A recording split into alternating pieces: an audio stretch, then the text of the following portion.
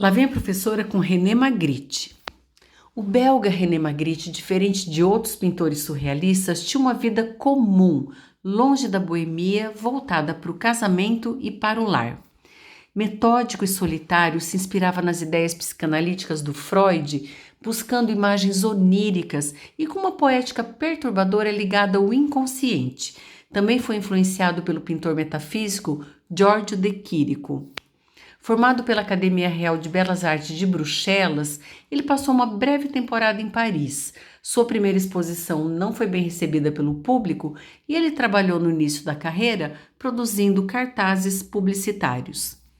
Nos mais de 1000 quadros que ele pintou, e onde era comum a repetição de padrões e de formas, aparecem muitos rostos cobertos. As interpretações dessas imagens são variadas, sendo esse tecido relacionado muitas vezes a uma espécie de mortalha.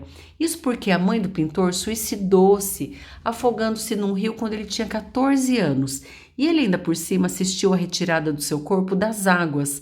Essa tragédia marcou profundamente a vida do René Magritte. O Magritte chamava seu trabalho de surrealismo realista ou realismo mágico.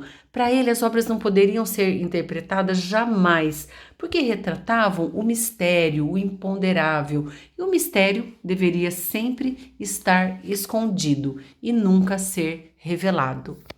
Por meio de objetos comuns, ele provoca a reflexão filosófica, como nesse quadro aqui, onde aparece escrito a frase em francês: "Isso não é um cachimbo", e de fato não é. Vocês sabem do que se trata? Deixa aí nos comentários que eu respondo para vocês. O pintor elabora seus quadros com um tratamento realista, mas uma atmosfera absurda, irreal, típica do surrealismo. E nos apresenta um universo cheio de mistérios, tudo muito suave, bonito, mas bastante perturbador. Ele também usa muito o recurso da metapintura, que é a imagem dentro da própria imagem, ou seja, o quadro dentro do próprio quadro, a partir dele mesmo. E visualmente nos deixa em dúvida sobre a realidade, provocando perguntas na nossa mente. É sempre estranho, a gente olha e fica um pouquinho perturbado de fato. Muitos dos seus quadros têm um sentido fálico, como nesse autorretrato. E outros, pintados com técnica fotográfica, mostram objetos comuns, porém numa escala incomum. Os nus femininos são recorrentes, sempre dentro de uma repetição, como num padrão, mas mesmo assim, cada um com a sua particularidade. E mesmo repetindo a forma ou o padrão, cada quadro se apresenta dentro da sua própria realidade ou irrealidade. No quadro Cheque em Branco, ele perturba a nossa percepção. E o próprio título da obra, propositalmente, não tem nenhuma relação com a imagem em si. É um título aleatório. Ele fazia isso de propósito para não interferir na experiência perceptiva do observador.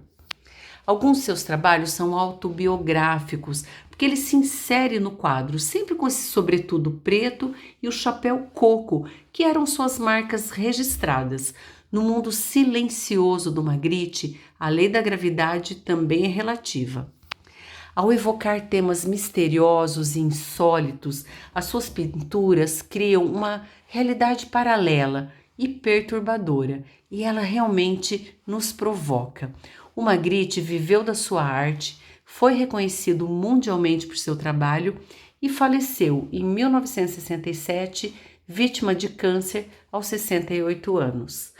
Pessoal, eu espero que vocês tenham gostado. Se gostaram, inscrevam-se no canal, deem um clique no sininho para ativarem as próximas notificações, deem um like, um abraço, que lá vai a professora.